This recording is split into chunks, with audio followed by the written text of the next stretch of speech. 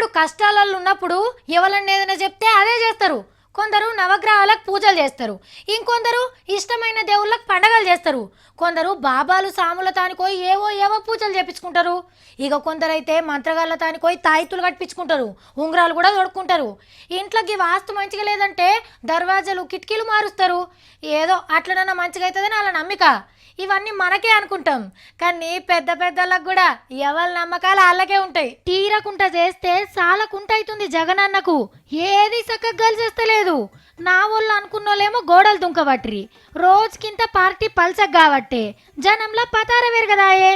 ఏం చేస్తే అక్కడికొస్తుందో చెప్పమని ఒక పెద్ద అయ్యవారిని అడిగిందట. జగనన్న రాశి నక్షత్రాలు చూసి చండీ యాగం చేస్తే మహాయోగం పట్టుకుంటుందని చెప్పిండట. అట్లనే స్వామి మీరు ఎట్లా చెప్తే అట్లనే అన్నాడట జగనాలు. దసరా నవరాత్రులల్లా గీ మహాకార్యం జరిపిస్తాడట. నిష్ఠతోని యాగం చేసి కష్టాలు పోగొట్టుకోవాలనే సంకల్పంతో ఉన్నాడట. చూస్తుంటే జగనన్న ఈ నడుమ జర్రంత మారినట్టు అనిపిస్తుంది కదా.